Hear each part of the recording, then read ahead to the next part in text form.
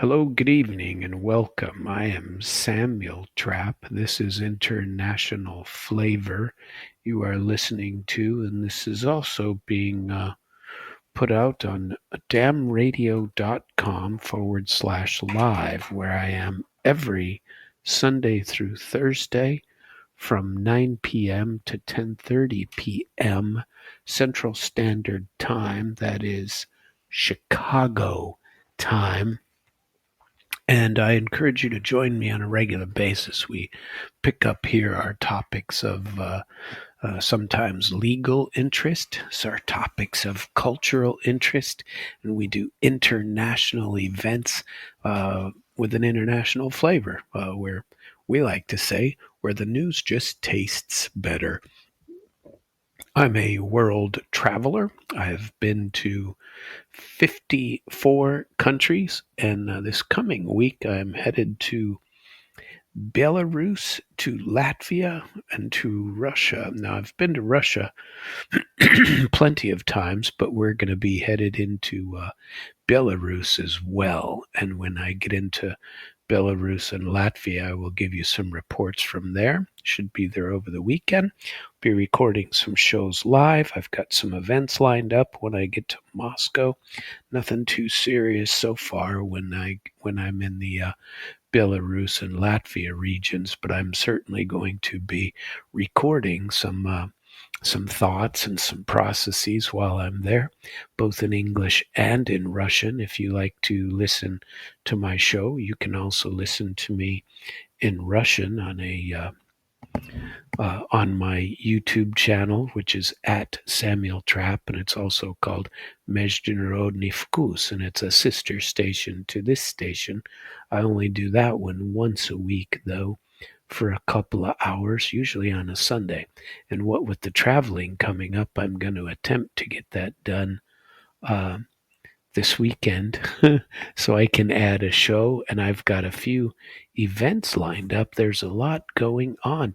There's an actual AI and robotics show going on in Moscow that I hope to get to. There's an international fashion that I hope to get to, but I'm today going to spend a little time focusing on my thoughts on the upcoming, it's coming up tomorrow, Friends and Neighbors, where we have Vladimir Putin and the old Trumpster getting ready to meet together uh, in Alaska. Now, I've always wanted to go to Alaska in the summer. I've only been to Alaska in the winter. It was very, very cold. And I have some events on that. It was a lot of fun. I was in the military at the time. I only spent a month up there and during winter, so it was always dark. I always wanted to get back there during the summer because the opposite is true. There, the day is a lot longer. The day, was when I was there, the sun came up at like 10:30, 10:45, and went down by 2:30, 2:45. It was depressing, and I was always tired. But I would like to get there in time for the reverse. It'd be really nice to get up there. Vladimir Putin is the first Russian leader to come to Alaska. They haven't they sold us Alaska however many years ago. Uh, and but nobody's visited, so this will be a first, and I think there's a much to be excited for in the upcoming visits. And the Kremlin has released some of their thoughts uh, on what they are expecting or are anticipating, and I'm interested in seeing what it is. But perhaps the biggest news of the day. It's not big news. I mean, it happens every day, but um, another Russian city has been attacked by drones again by the Ukrainian side, and apartment buildings damaged in Rostov on Don is what it is. So they say that 13 people were injured. in this Ukrainian drone attack, which occurred on Thursday. They're however many hours ahead of us they are. They're like 9, 10 hours ahead of us right now. And Governor Yuri Schlusser reported the attack on his own Telegram channel and noted that emergency services were working at the site of these damaged residential buildings. The photos are, you know, showing some cars blown up and things like that. 2 people had serious injuries, and 11 others were hospitalized. He said that information about the victims of the attack would be updated, but so far I haven't seen anything about that. Um, Residents of damaged buildings have been evacuated to temporary accommodations at a nearby school, so that a state of emergency has been declared at the scene of the attack. And recently, the Ukrainian forces have intensified their long-range drone operations, and according to the Russians, they're targeting residential areas and infrastructure. Well, Russia, of course, is doing the same thing in the other direction, but with much more, with missiles and all of that. They say that Russia responded with high precision strikes on Ukrainian facilities. Military maintain that its operations are not directed at civilians. I tend to believe that, and mistakes happen. This is war, but I don't think that Russia is intentionally bombing apartment buildings or anything like that, and I don't believe the same to be true from the Russian side. I truly don't. So national air defense in Russia, have been under strain, of course, but Ukrainian, air defense is almost non-existent these days. But Russia reports intercepting dozens and hundreds of drones in any single day, and they are doing the same thing in reverse to Ukraine. So I don't know. I'm hopeful that something comes up on this meeting, this summit with Putin. The Ukrainians also attacked the border region of Belgorod. This just came out. Oh, geez, this was several hours ago. And so they've attacked into Belgorod too, and said that several people were injured. And, unmanned aerial vehicles is what they were targeting. And Gladkov stated in his, that's Governor Vyacheslav Gladkov, said that in his official Telegram channel, said that Belgorod was also, and Belgorod's been a target for the entire war, basically. And it's a region right next to the Kursk region that they were trying to get into before. And so they consistently have attacked Belgorod. So he said that's something they have not yet lived through in modern history, saying it was a pretty bad set of strikes. He said the drones hit upper floors that damaged his office and the floors of the regional Duma. And according to him, just a small number of staff were on site at the time, and everybody else had been evacuated. There's some video of it at his Telegram channel. Is called Nastayashi Glyadkov.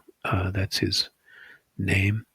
And so you might be able to find it on that. The real Gladkov is what that means. The governor shared a video of the strike of a drone striking a passenger car, and 3 people were reported in the incident. It's kind of a horrific video that shows this drone strike of hitting a car, a passenger car, a guy driving down the street, and the car just I'm sure the guy is, if he's alive, he's extremely lucky. Well, looks like he got out of the vehicle, and his car's, not in good shape.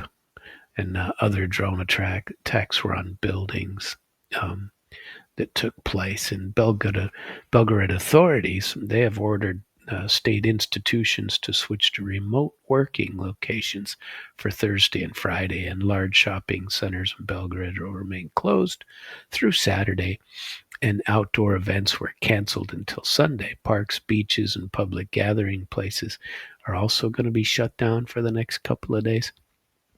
And, private businesses, of course, can do what they want, but the government has urged them to perhaps shut down as well. So I'm hopeful that something will occur, but they are saying that there's going to be some sort of provocations. Whether these are the provocations they were talking about or not remain to be seen. But there's been a good amount of it, and they say that there's a talk of false flag operations where they attack themselves. The Ukrainians attack some civilian sites and then blame it on the Russians. I don't know but there's certainly been some discussion about that potentially taking place on the Ukrainian side, and certainly with respect to the war, and what's going to go on with the discussions between Putin and Trump in Alaska. So I don't know. There's plenty going on. The Bosnians, there's a bunch of stuff going on in Bosnia, and then there's violence erupting at nationwide protests in Serbia. That's looking pretty frightening. There's plenty of news upon that. I told you yesterday about this. There's still more news about what we talked about yesterday with the Ukrainians glorifying Nazi collaborators in Poland, and Poland trying to do something about it. And so far, there's nothing that's really been done except for condemning this kind of activity. And so let's see. There was, where is this? In Hungary. So Kiev allegedly has bombed a distribution statement for the Druzhba oil pipeline on the Russian side of the fence. And so Hungary is pissed off about this, of course, because it affects their supply. So Ukraine is attacking Russian oil infrastructure. Not sure how I feel about this. It's war anyway, and the Russians are definitely destroying the infrastructure of Ukraine. And I'm still, my jury, my own personal internal jury is still out on what the old Trump monster is gonna say to Putin in Alaska. Because remember, he changes his mind like other people change their underwear, and he's just as likely to blame it all on Putin when this is all over anyway, especially if he doesn't make any progress. And Russia will, of course, stand by the same things that they have been saying consistently for years. And they're going to stick right by it. So I don't understand what Trump thinks he's going to. I welcome the discussions, and I hope they do something different between the discussions. I really do. And that these discussions pan out, and that some sort of settlement. I don't want to see just a ceasefire with this starting back up again. That'd piss me off to no end too, and I know it does the same for the Russians too. They're going to be pissed off over this sort of thing. So. Meanwhile, the Ukrainians are starting whatever these provocations are to make sure, and the Europeans too, mostly verbally, that they're trying to throw a monkey wrench into the process. They don't want this war to be resolved, not remotely. And so Hungary is chewing out Ukraine over drone strikes it's called Druzhba, which means friendship, oil pipeline inside of Russia. It's a key supply route to EU countries, and they say that these attacks are damaging to Hungary's energy security. And Druzhba is one of the world's longest networks and transports crude some 4,000 kilometers from Russia and Kazakhstan to refineries in the Czech Republic, Germany, Hungary, Poland, and Slovakia. In a post on X on Wednesday, Foreign Minister Peter Szijjártó from Hungary wrote that overnight the Ukrainians launched a drone strike on a key distribution station of the Druzhba oil pipeline in Russia's Bryansk. And so Bryansk, so we got Belgorod, we got Bryansk, and then where was the other one that I read about when we first started? But they've attacked multiple places. According to media reports, these multiple Ukrainian drones struck Russia's Bryansk region on Tuesday night. There were fires started at several of these locations. One target was the Unitcha station, which is a major hub for the Druzhba oil pipeline and links Russia and the EU, specifically Hungary. Ukrainian General Staff confirmed the attack on the pumping station in a Facebook post, and Russia hasn't commented on it yet so far. But can't say it. Szijjártó called the attack outrageous and said the pipeline is vital. As I said, he noted that Hungary is Ukraine's number one electricity supplier, and that without it, Ukraine's energy security would be highly unstable. And he urged Kiev to stop endangering Hungary's energy supply. Or it's possible, we could eliminate your energy as well. And he wants them to halt these strikes because this is a war that the Hungarians have nothing to do with in Hungary. And more people are taking that approach and saying, look, just leave us out of your war. Ukraine, Russia, leave us out. That's what Modi's saying. That's what when the old Z-man asked him for assistance, Sorry, there, sip of beverage.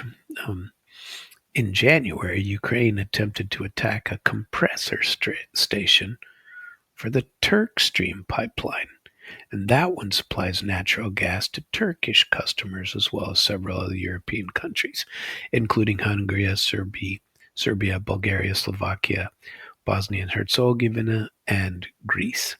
Russia repeatedly condemns these attacks on civilian infrastructure and calls them acts of terror.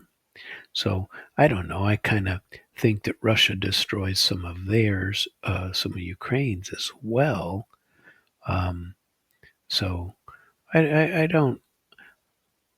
I do condemn it. I don't think it should happen, but it's not like Russia's not doing something similar on the other end, right? So there you have it.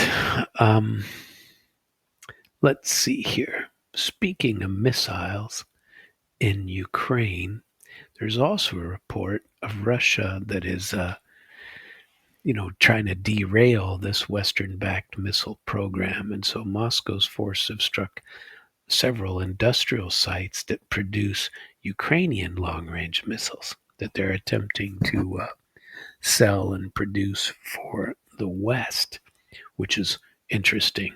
So Russian forces have struck 4 Ukrainian defense industrial facilities that make these long-range missile systems, and according to them, they have caused colossal damage, and they have stalled Kiev's domestic missile program.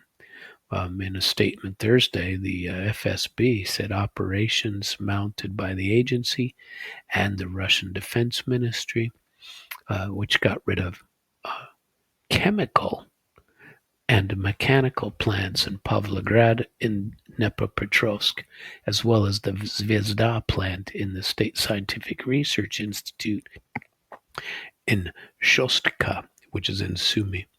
The impact of these strikes was confirmed by satellite imagery, which are open source, and you should see these these photos. You can get on and find these. Let me see if I can share a link. But the FSB said that Ukraine, with the permission of NATO, were planning to use Sapson long-range missiles for strikes deep inside Russia. But thanks to efforts by the FSB and Russian armed forces, this missile program in Ukraine has been severely damaged and thwarted any recent um, efforts in that regard. But the agency described the damage as, like I said, as major. And Moscow said that the attack, which involved dozens of drones, damaged aircraft um, as well. An unnamed FSB official said that the Sapson missile systems were developed with financial support from Germany and other international actors. So a Sapson is a Ukrainian missile, ballistic, and the warhead can be as heavy as 480 kilograms, and it can travel at speeds of 6,000 kilometers an hour and a range of 700 kilometers, which would put it squarely inside the terms of the Intermediate Range Nuclear Forces Treaty, which I worked in a long time ago, and that Russia finally ceased subscribing to on their own after Trump canceled that in 2019, because Russia has been self-limiting according to their own statements for years. But as of several weeks ago, they canceled that, and now they are saying they're no longer limited by that restriction. So in May, German Chancellor Friedrich Merz announced that Germany was starting to fund Ukrainians' domestic production of long-range missiles, but he didn't specify which weapons he was talking about. The Ministry for Germany also stated that investing in Ukraine's production would enable Kiev to have substantial number of weapons available to it this year. So I don't know. We shall see. Ukraine's Zelensky has threatened, to do everything possible to bring the war into the Russian territory, including long-range missiles, if at all possible. So they're working in that. These stories are, have been going around for months, right? And in this funding coming from Germany, Berlin's support for the Kiev's military industry does nothing but increase the conflict. It's not making it go away at all. It's getting even worse. And so Ukraine is supposed to get, or should have gotten them here in the last couple of weeks, their first set of German missiles. I don't know if those actually were produced and given. And looks like we have a host from New York City. New York City. Well, I'm very glad to have you as a listener listening to the program. I'd like to chat with a bunch of Russians up in New York. Ili na Ruskom, or in English, would be a lot of fun to have a conversation in that regard. So could be good. In an interview with the ZDF, Major General Kristen Freuding, who oversees the coordination of Berlin's military support, said that Germany is going to make these systems available, but we're not positive that that's occurred yet. So we're not positive. It says in the high three-digit numbers, meaning hundreds of missiles that they wish to supply. And he said, we need weapon systems that can reach deep into Russian territory. So that's what Germany is looking forward to, but not doing it themselves. They just want to supply these weapons to Kiev so that Kiev can do it for them. And we shall see what happens. And again, this is all with the focus to what happens with the old Trumpster today. because we don't, or not today, I'm sorry, tomorrow, but the prep for it is coming on today and where we are. But the stress is that Germany is not providing Kiev with long-range Taurus missiles with a range of 500 kilometers, despite what Ukraine says. But they are going to fund them to build their own, allegedly, right? And everybody knows that is uh, is everybody knows that they want to give these weapons to Ukraine, but that the U.S. has so far kept that from happening. To have give all these ballistic missiles to Ukraine, and so Ukraine instead has been sending large-scale drone attacks inside of Russia, and to make sure that they can try to beat up on infrastructure that everybody's been complaining about. But that doesn't mean that the bulk of Europe wouldn't like to have the ability to bomb Russia with, but they have to have the U.S. support in order for that to occur. And the U.S. has not given permission just yet, which brings up the other question of what happens when you give them the ability to use your weapons to bomb inside of Russia.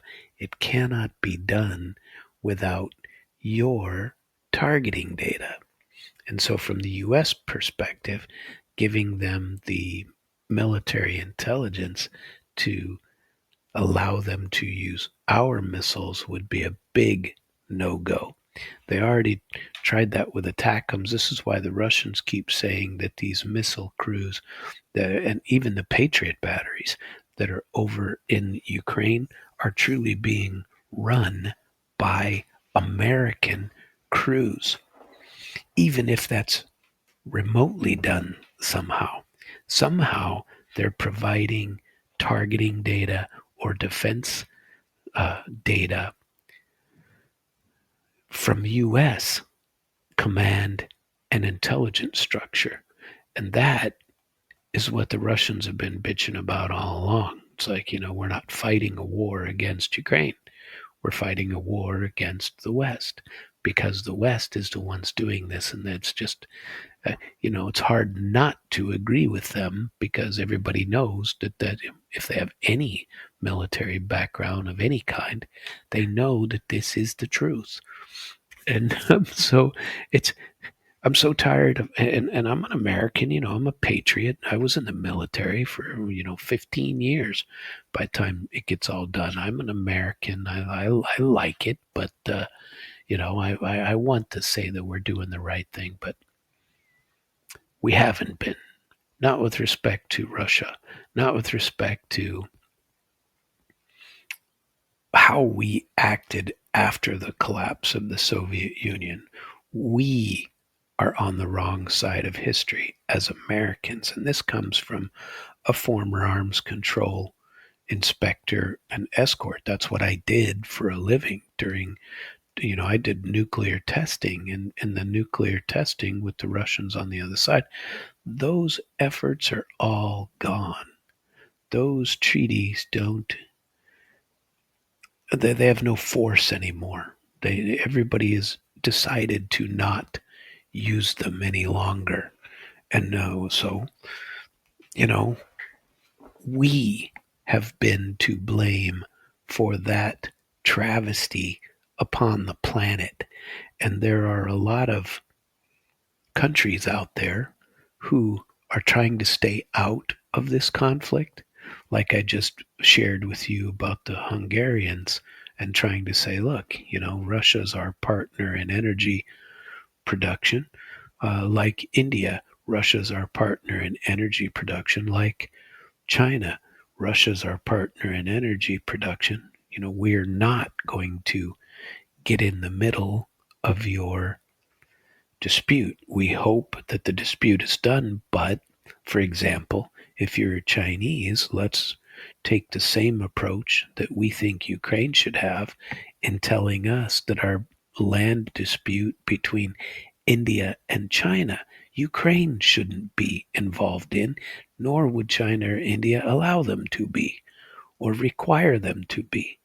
But because you've decided that you don't like Russia, we're supposed to everybody condemn Russia because Russia and Ukraine have a uh, dispute, a political dispute between nations. And it'd be different if it was their own dispute, but everybody knows that it's really not. Uh, it didn't start that way anyway. It's frustrating and irritating to me that I live in a place in Florida where there are so many Ukrainians. They are everywhere, and there are times that I go to the Ukrainian stolovaya, the cafeteria, or the Ukrainian coffee shop or bakery, or the Ukrainian uh, grocery store, and I like going to those places. I like buying these ethnic types of foods. And if you sometimes depends on who's there working, but if you speak to some of these people in Russian, although they speak Russian just fine, they won't respond to you in Russian. They'll respond to you in Ukrainian, but I don't speak Ukrainian. They might respond to you, for me, they'll look at me and respond to me in English, but a lot of them will not respond in Russian. And what kind of stupidity is that? I think these, which is, once again, we're going back to what I think about what is going to happen uh, with uh, the issues coming up in Alaska. It's going to be interesting, no matter how you slice it. Trump, from his side of the equation, what Trump is saying is that he wants to have a pretty quick meeting after the fact um, with Putin and Zelensky. I've heard, and I don't know whether this is true or not. I haven't found any real source, but I heard it in some commentary on another channel, another video that I was watching, that Trump said, according to some, that he was requiring, as part of this summit that he and Putin are having, are they are he was requiring, as part of the agreement to meet together in Alaska, that Putin actually meet with Zelensky, or agree to meet with Zelensky after the meeting. Like Trump's doing his intermediary part, and then he's going to require a quick Putin-Zelensky meeting afterward. But Putin has consistently said that he doesn't really want to meet with Zelensky because Zelensky's illegitimate. Now, Zelensky, for his part, he definitely wants to meet with Putin because that's one way to legitimize himself. If I'm illegitimate, then why are you meeting with me? So, that'll be interesting. But ahead of the meeting, with Putin on Friday, Trump told journalists at the Kennedy Center that during the talks he's going to find out where we are and what we are doing. Well, I think we already know the answer to that. So if I know the answer, how in the world does he not know the answer? And he says if the meeting goes well, then we'll have a quick second one. I would like to do it almost immediately, he said. Well, that one's going to have to be in Russia. He suggested that the follow-up meeting would be to bring together Putin, Zelensky, and himself if they'd like to have me there. I think that Zelensky will never meet with Putin by himself. Never in a million years would he meet with Putin by himself. He needs Big Brother in his back pocket. At least he thinks he does. He knows he won't accomplish anything on his own. The fact is Putin would eat his lunch. There's a lot of people who are saying that Putin is going to eat Trump's lunch. Now, I don't know what's going to happen. I don't think that really matters. I think he's going to be saying the same things that he has said forever. That's what I think. I think he's going to be consistent with the goals of his special military operation, and with the goals of what's going to happen uh, in any alleged settlement. I mean, Russia's winning. Why in the world would they capitulate? Idiots like Lindsey Graham are wanting them to do. Okay, we give up. Yeah, there's a good plan. They don't have to give up. The people that should probably give up are on the other side of the equation. That's all there is to it. Um, Moscow has always said that it's open to a peaceful resolution of the hostilities completely, not just a ceasefire for the sake of a ceasefire so that Ukraine can regroup and we start over again in 30 days. That's nonsense. But they would stress that this deal would have to address, they want a final deal, number one. They want to address the root causes of this conflict, and everybody knows what that is. It's the U.S. It's NATO expansion. It's the U.S. providing military advice and support inside of Ukraine forever. And, it needs to, from Russia's point of view, these things need to be addressed. And then, most importantly, it needs to address the reality on the ground. And the reality on the ground is Russia is winning. That's the reality on the ground. And so people are going to have to talk about these Ukrainian territories that have had their referenda and are now Russian territories. Zelensky, who called the Alaska summit earlier a personal victory for Putin, he went to Berlin on Wednesday to, suck up to Friedrich Merz and company, still in denial that he's losing, that Ukraine is losing this war. I don't understand how you could believe anything else if you know anything about military activity. Putin said he has nothing against meeting with Zelensky, but says that certain conditions have to be created for such a meeting to take place. And I'm not so sure those things have come about yet. He questions Zelensky's legal capacity,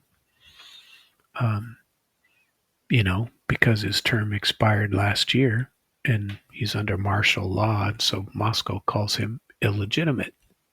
Russian officials have said that the upcoming Trump-Putin meeting is a chance to mend strained relations between Russia and the U.S., and I think that is the most key and probably most important aspect of this entire meeting.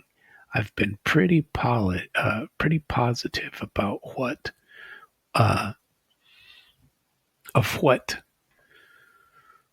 Russia is defending themselves against, and I've been pretty positive that Russia has zero intention of taking over Ukraine completely, or of going into Poland, or of trying to take over the pre-Baltic, Latvia, Estonia, Lithuania.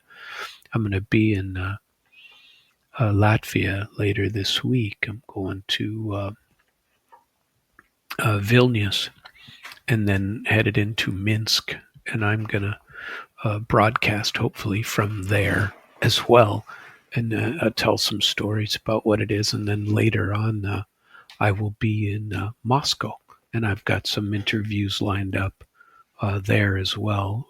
Those will be conducted in Russian, with a couple of the platforms that I met when I was in Kazan at the BRICS conference last year.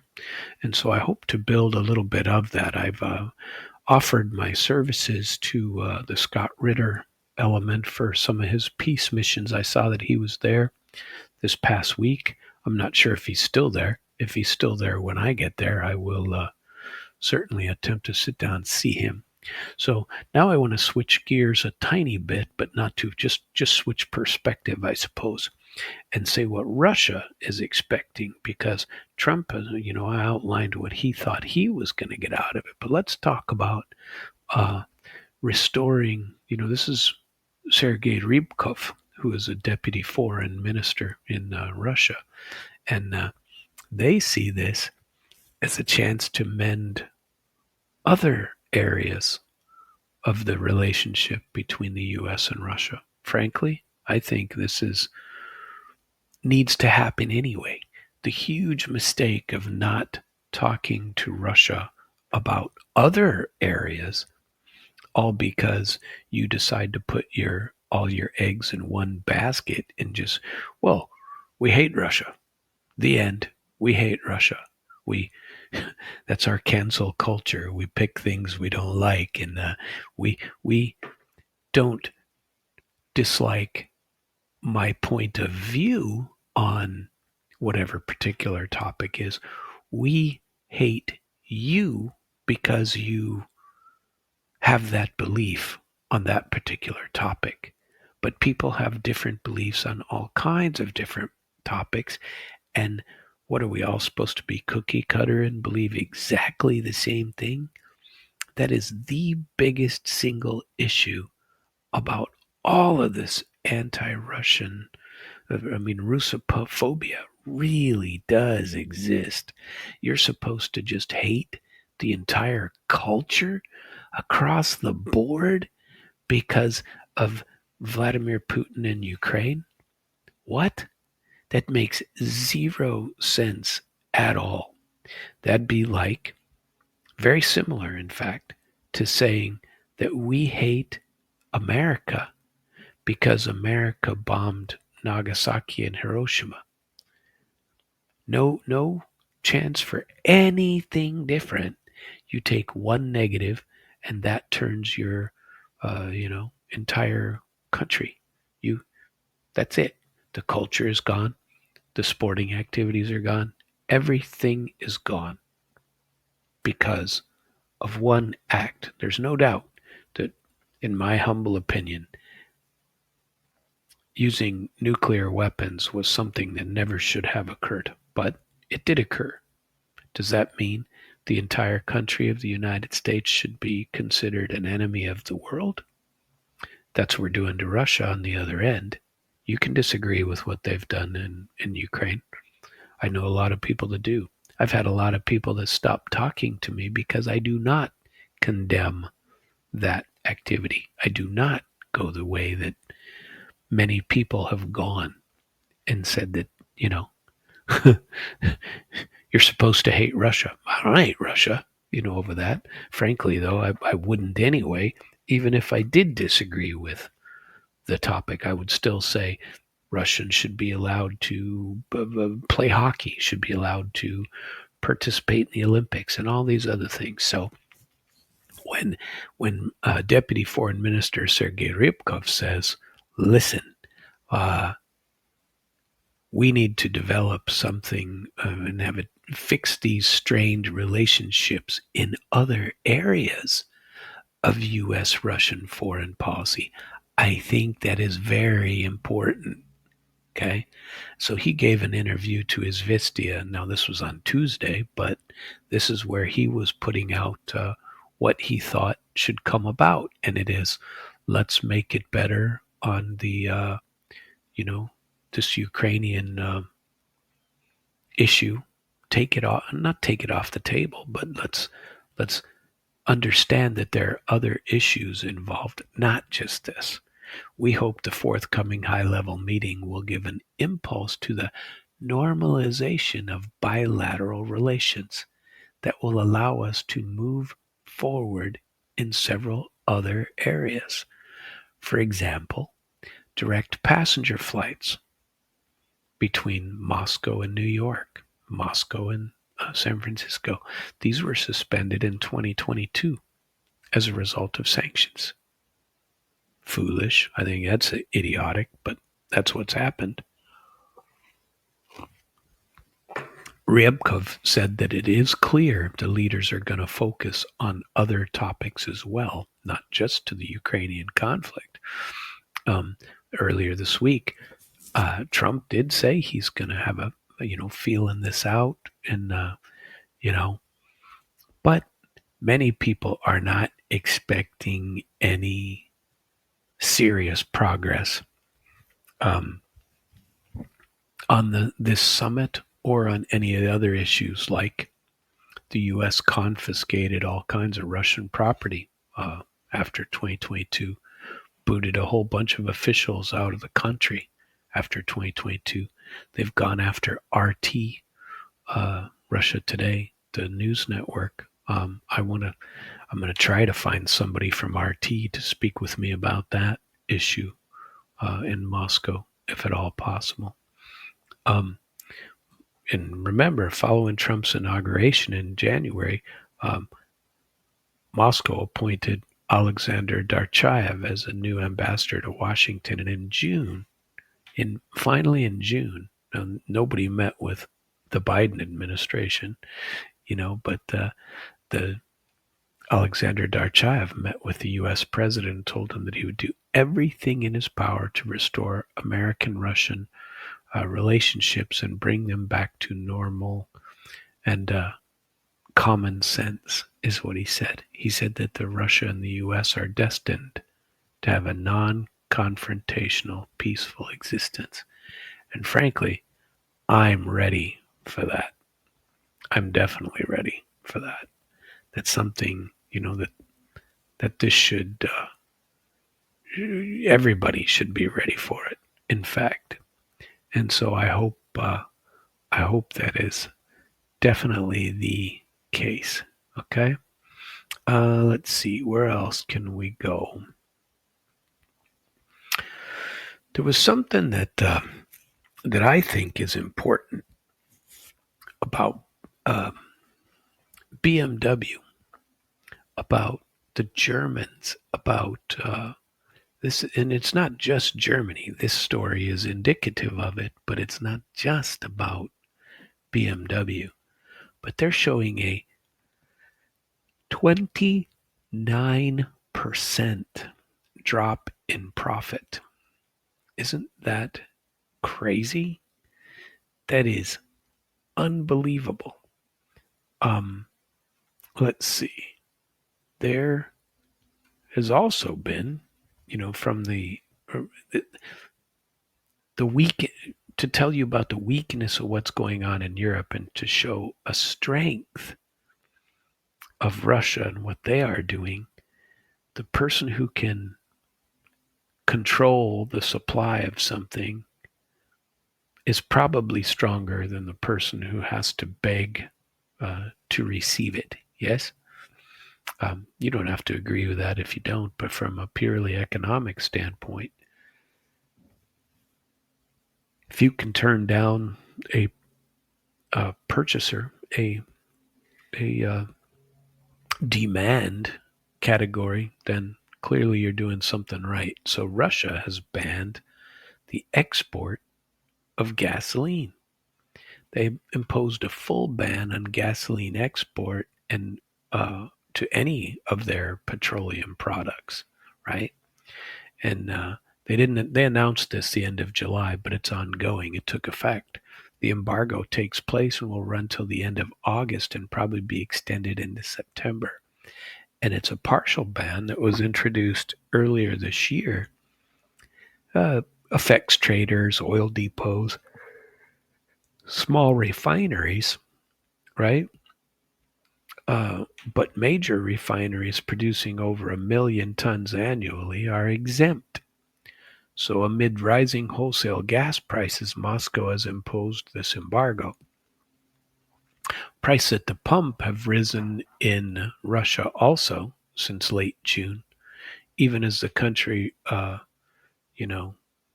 showed its first deflation, 0.05%, very small, but it's still a deflation. Gas prices rose just marginally, okay? So the official notice said the ban aims to secure a stable situation on the domestic fuel market during season of high demand and agricultural fieldwork. Wholesale gas prices in the European part of Russia surged as well. and they a I mean, high octane gas is up 14%, and so experts cite logistical bottleneck, seasonal refinery, and other minor issues. So I don't know, but they're going up in Europe as well. These prices are. There was a similar article about Russia's diesel ban, it's affecting Russian diesel anyway, in the EU, means the prices are going up in Europe as well, and somewhat dramatically.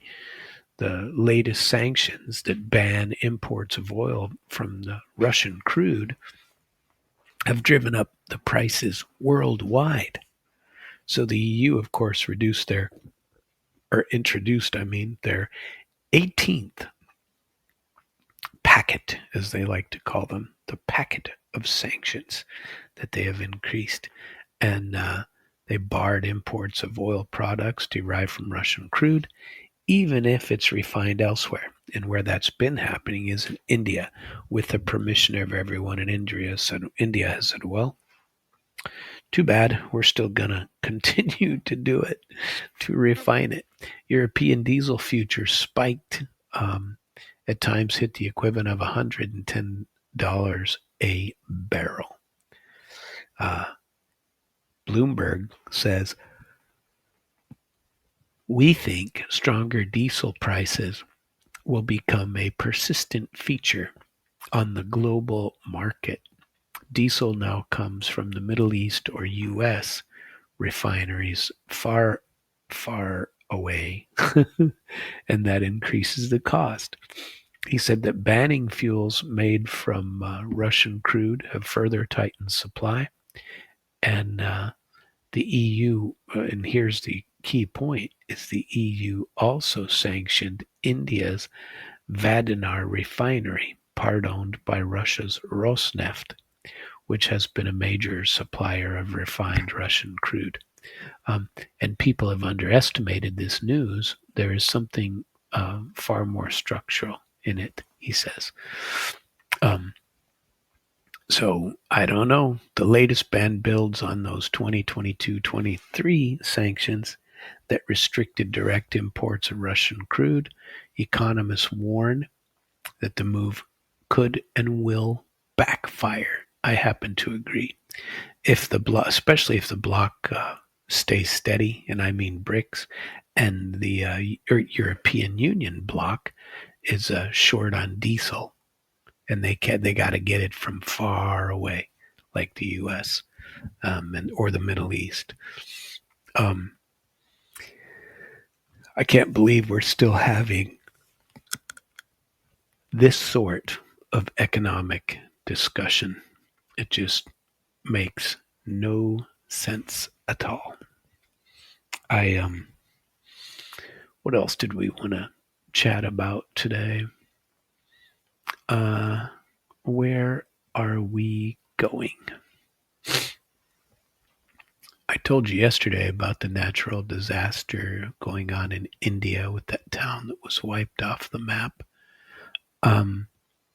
There's more to talk about. I want to go to a couple of opinion pieces, and here's one. This just came out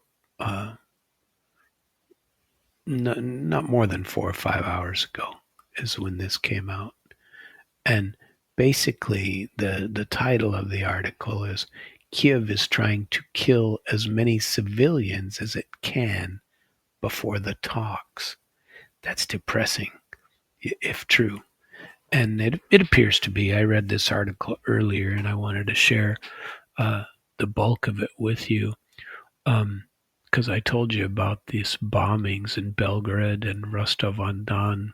And they said that I showed you or told you about the video I saw where they hit a passenger car with a Ukrainian drone. And all this 2 days after Russian Ministry of Defense alleged that Ukraine were preparing a false flag operation. We'll have to see how that goes. But these sorts of incidents are not and never have been isolated. They fit a larger operational and political pattern. Um, each time there are to be high-level talks between, uh, you know, negotiating teams. Here in this instance, it'll be Trump and Putin. Every time Kiev steps up attacks on Russia's border regions, and the results are always the same. Plenty of civilian death, plenty of civilian infrastructure damaged, and then this attempt to blame it on Russia and cloud the diplomatic process. Same thing happened in May and June, right before the second round of the Russia-Ukraine talks in Istanbul, when two bridges in Russian territory were blown up, rail bridges, remember that?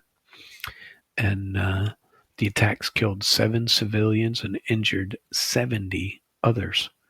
In Moscow's interpretation, the timing was too precise to be a coincidence. It was about setting the tone for hostility or provoking Russia into walking away from the talks completely. But Moscow didn't take the bait and walk away. The negotiators still showed up in Istanbul, and the Russians always show up. They do what is anticipated and expected. But the what have they come up with so far for this Alaskan summit? The alleged Kharkov region provocations and these strikes on Belgorod and Rostov on Don were seen in Moscow as a deliberate backdrop meant to derail the Alaska meeting between Putin and Trump, or at least make it so that nothing can be accomplished there. But just like in Istanbul, Putin's going to show up. He's going to say the same thing he would have said. Not change. He might add, but it isn't going to change his opinion. Why will he show up in Alaska? I mean, what's the reasoning for this? Well, everybody knows. The Kharkov region provocation, strikes on Belgorod and Rostov and Moscow, these are intentionally being brought about to impact the process negatively. And so the attending these talks is more than just, showing up, more than just optics, political. It's a long-held preparation. Russia is prepared to end the entire conflict, but not at the price of what it views as a attack on its core national interests. If they walked away now, that wouldn't make a whole lot of sense, would it? But so because their aim is to secure resolution that cements Russia's position in the world, ends the war on Moscow's terms, not by fighting to the last Ukrainian, but by ensuring that the outcome matches Russia's final and strategically advantageous position. But on the other hand, Zelensky is engaged in a political calculation. From his perspective, well, maybe not his perspective, but his motives are clear. What he's doing, his motives are clear. Accepting a peace that involves territorial concession would be a bitter political defeat for him personally, and it will spell the end of his political career. I think his political career is over anyway. But more importantly, it would remove the emergency powers that he has seized. And, he's jailed his opponents. He's destroyed the church. He's taken a lot of controversial measures without the need to justify it, because now he's just a dictator. This includes things like forced conscription, suppression of opposition media, intensified crackdown on any sort of dissent in his country. These steps have eroded his popularity not only inside of Ukraine, but outside, right? If the war does end, so does all of his legal protections that he's holding on to for himself.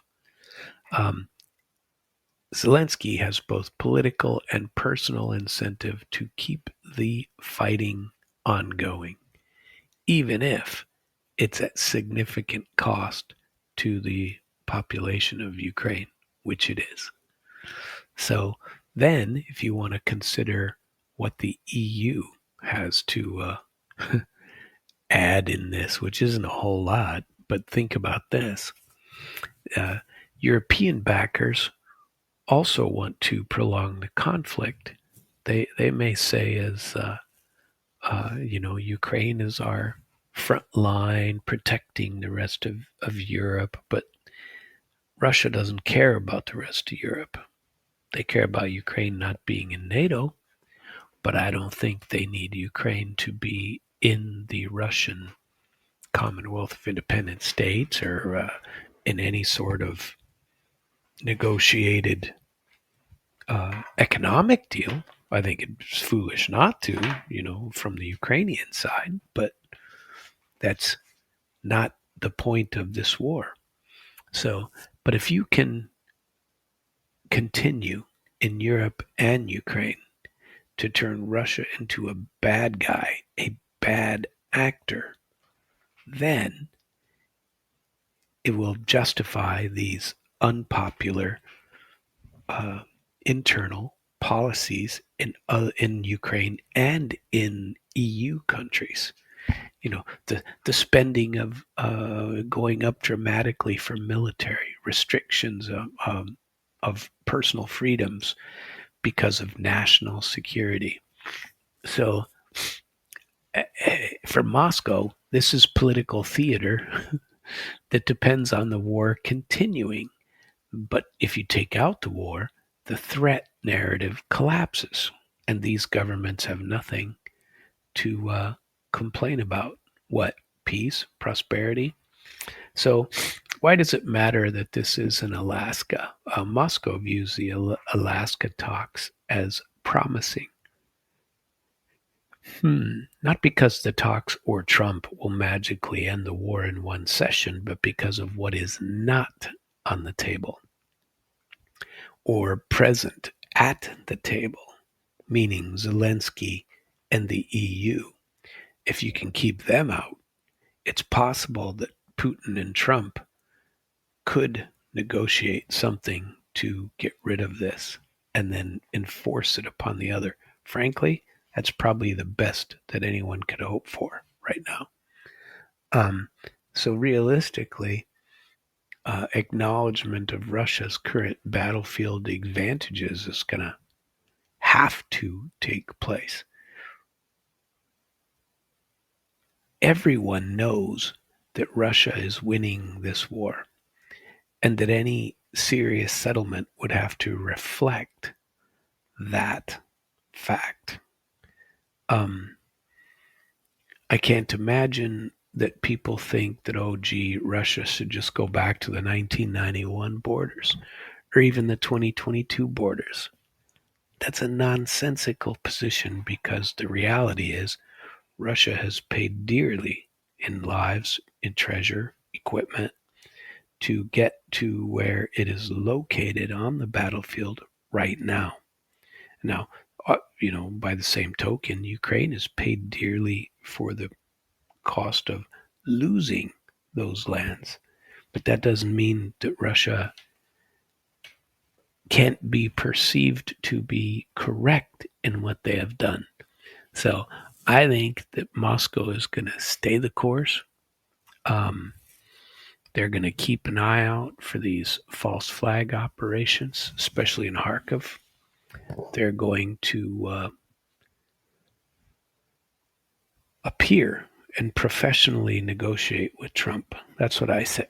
Now, what Trump does, Lord knows what he's going to do.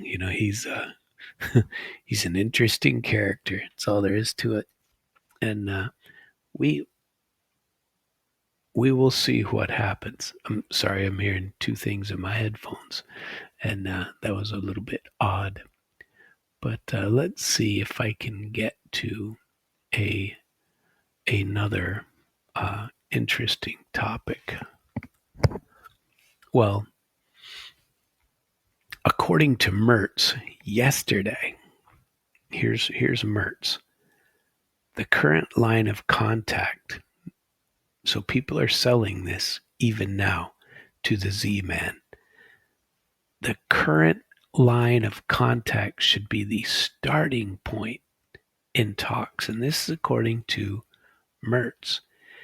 Kiev is ready to discuss territorial issues with Moscow, said Friedrich Mertz on Wednesday after his video conference. And I was waiting to find the any news regarding that video conference or perhaps to watch it.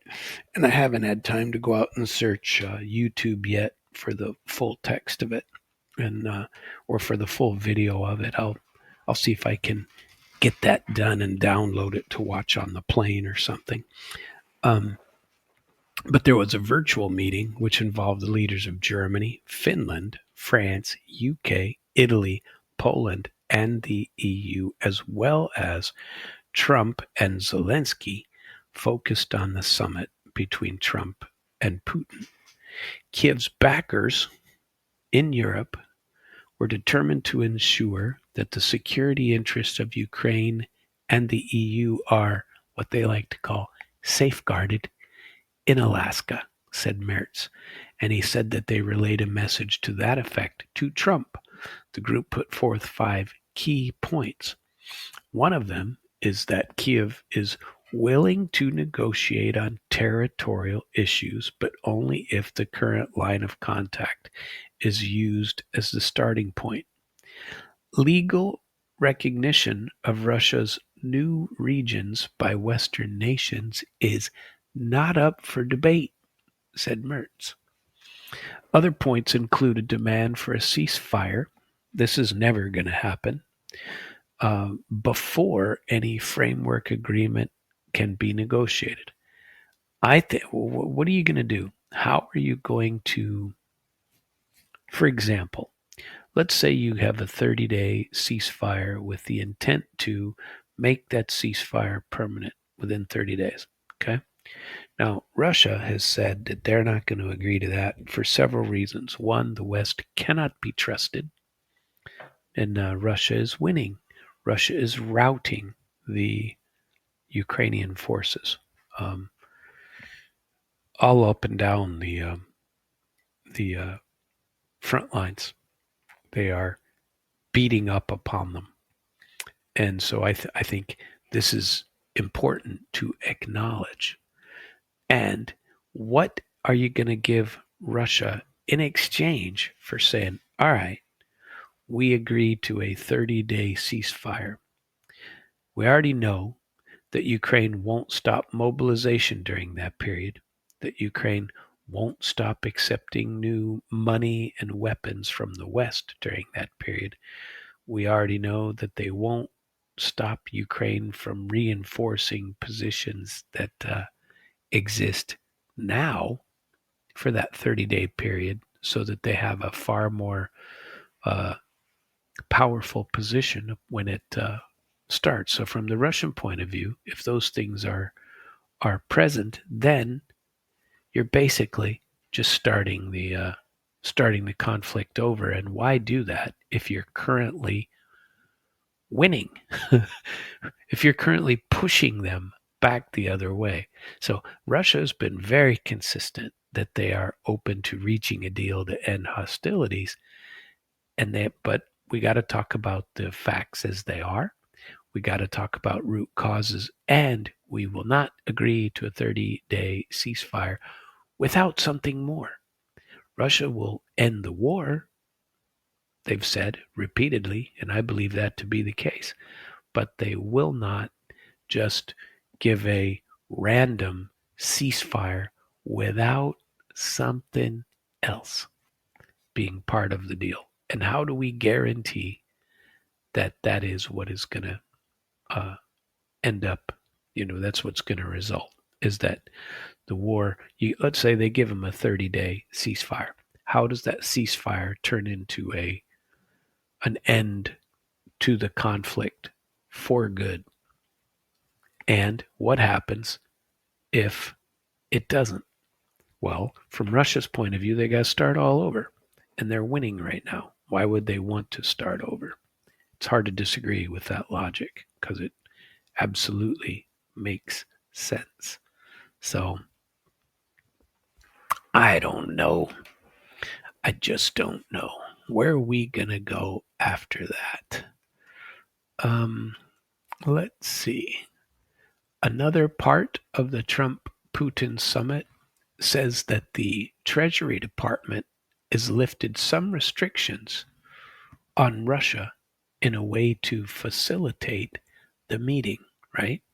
So the U.S. Treasury Department gave a temporary waiver for sanctions on Russia, which allows transactions related to the upcoming meeting between President Trump and his counterpart. The announcement was made yesterday, by the Treasury Office's Foreign Asset Control. The sanctions waiver covers transactions that are normally incidental to and necessary for attendance at or support of meetings in the state of Alaska, but it doesn't authorize the unblocking or release of any property blocked or effectively immobilized as a result of sanctions. So this pause is set to remain in effect until August the 20th. The summit is expected to focus on the, Ukraine, of course, but there's going to be other trade issues that they're going to talk about. Both Washington and Moscow have been very cautious about expectations. I already outlined for you both sides of what they are expecting, and I even included the EU's periphery. They are not important. If Russia and the U.S. resolve something, Trump can force it upon the EU without too much squabble. Although they want to posture and say that they are important, everybody knows they aren't. Who knows what's going to happen? But and nobody has outlined what these specific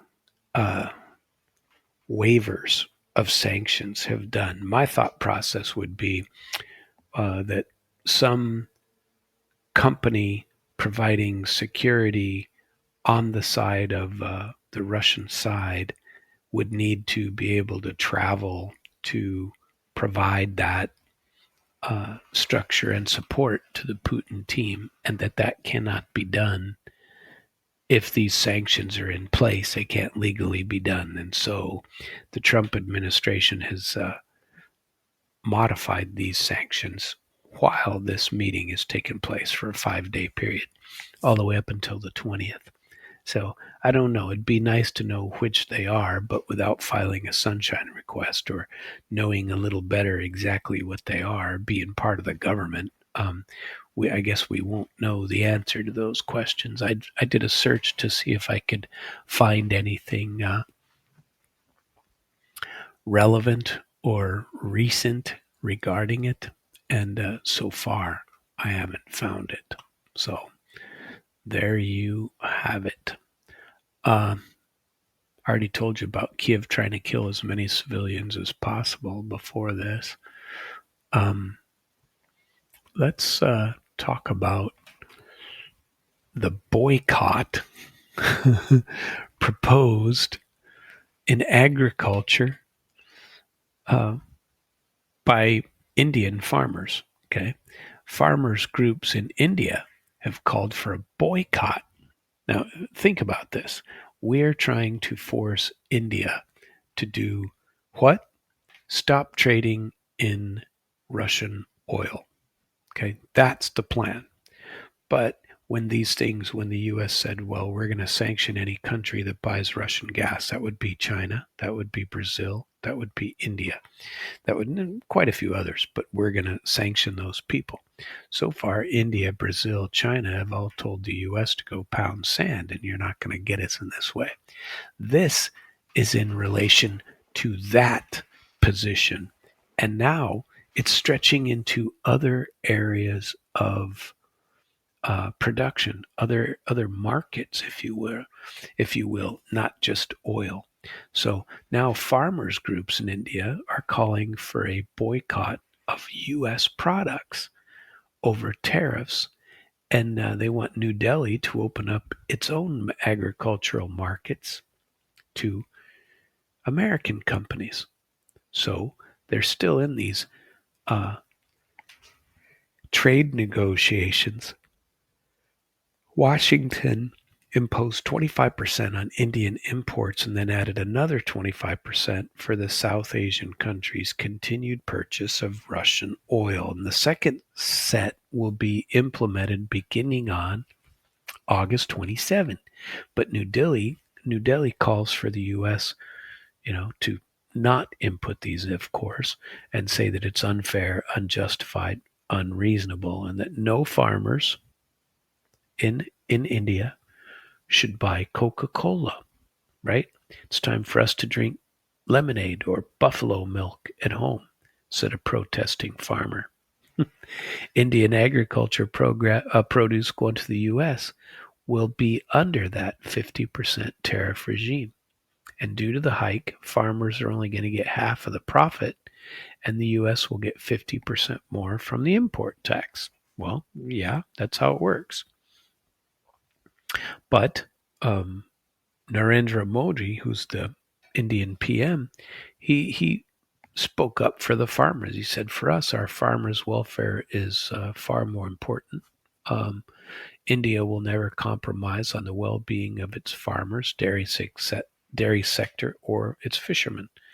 Um, over the past 5 months, Washington and New Delhi have discussed various trade deals, but recently they had these big differences when it came to exemption for agriculture and dairy products because the U.S. wants uh, India to stop trade in oil with Russia.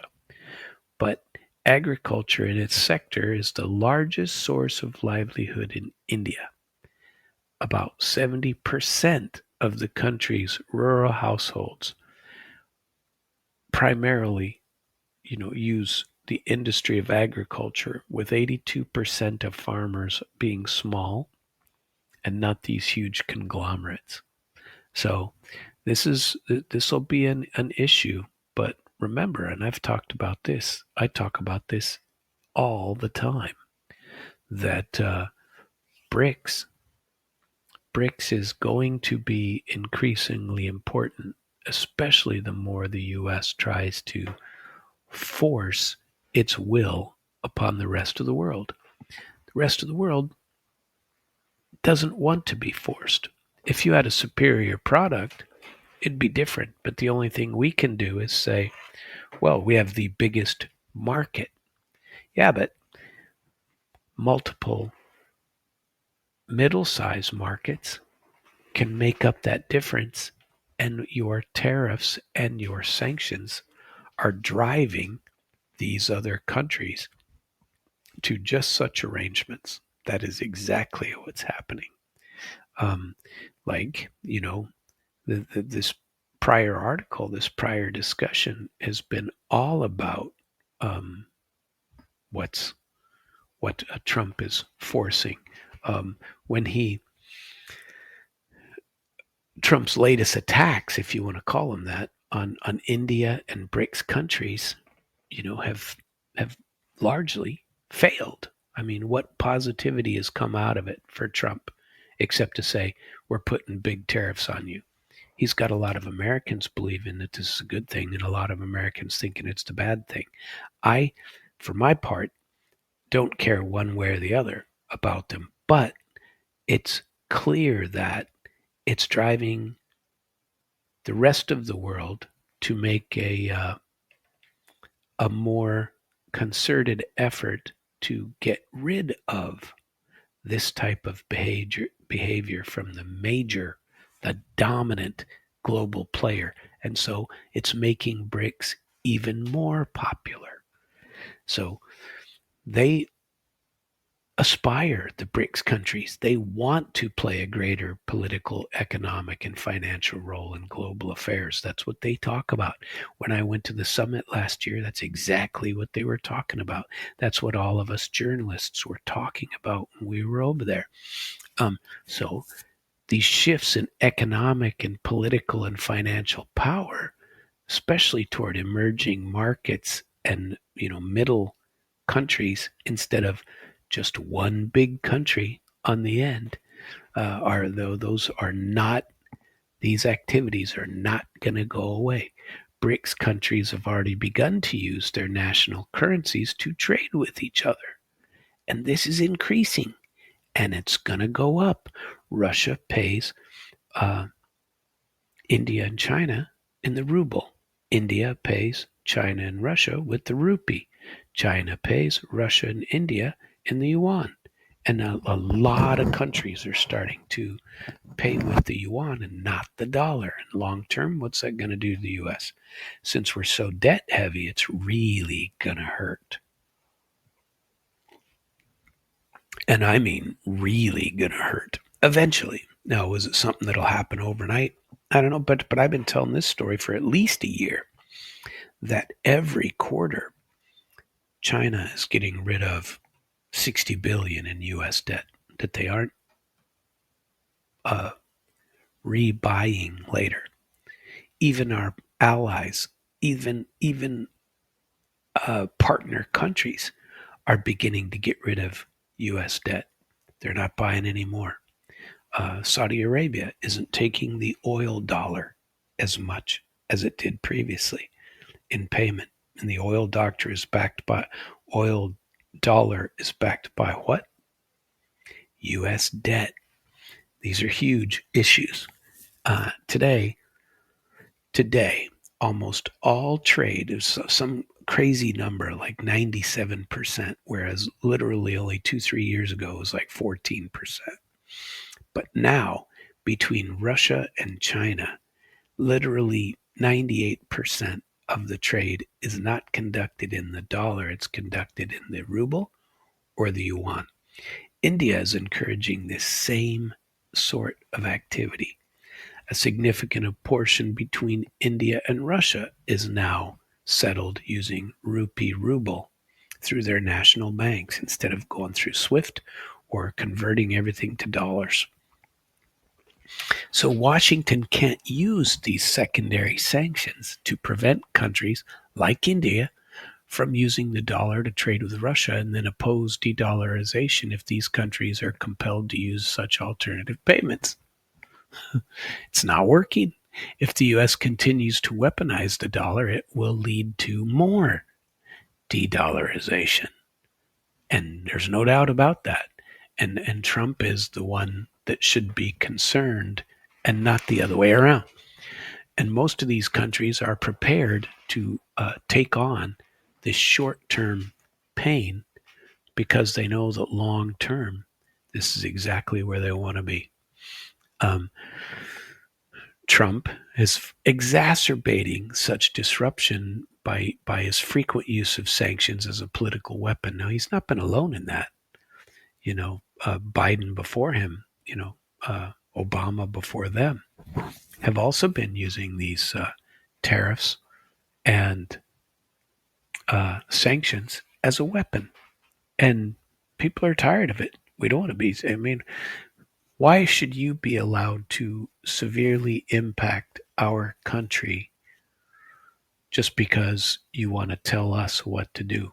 Do you have any respect for the sovereignty of other nations? Most of these BRICS places say no. And the people who are listening aren't just the 5 BRICS members, they're the 38 that want to join. Some, and they're in varying stages of having joined or of participation with the BRICS countries. Trump using tariffs like a lever, like in Brazil, and Brazil just completely said, no thank you. Did you see the video last night about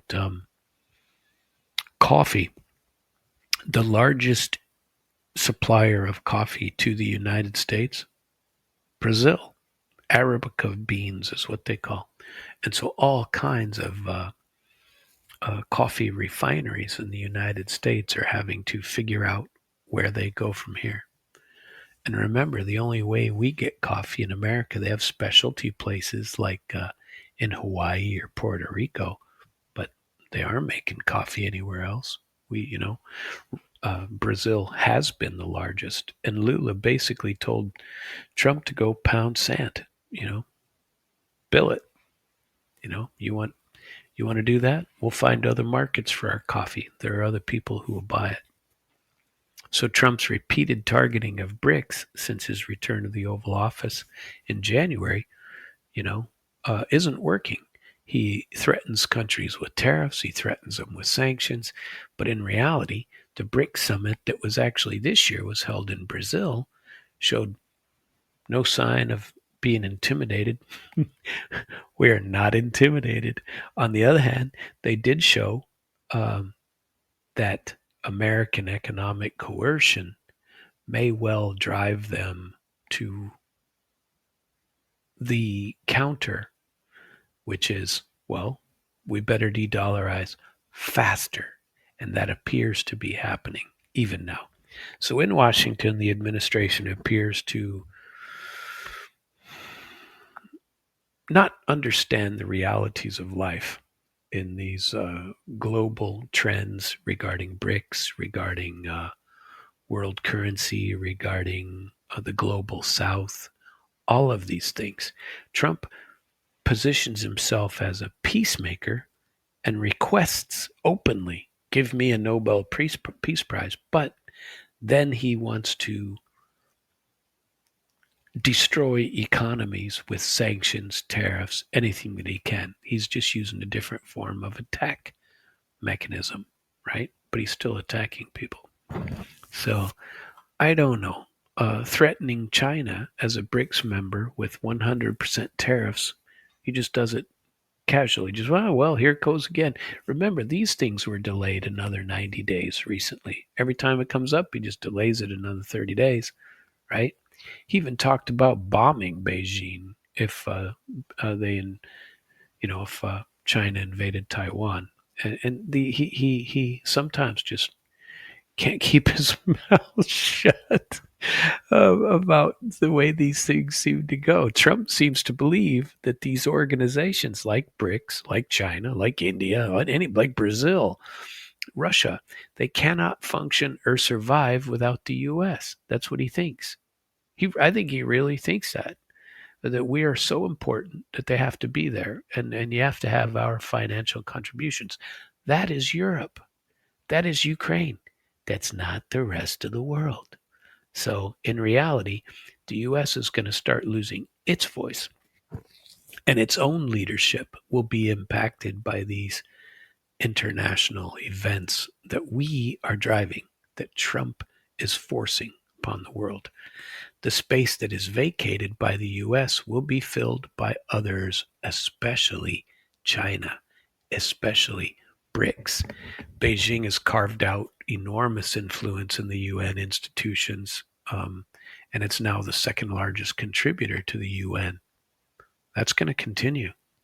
But Washington's also been bullying Europe and is destroying its own in solidarity interests there. U.S. absence from these organizations will have even less impact if that happens. The more the world learns to manage without the U.S. being the dominant player, the more they're going to do it. And it won't happen overnight, like I always say, but it appears to be coming.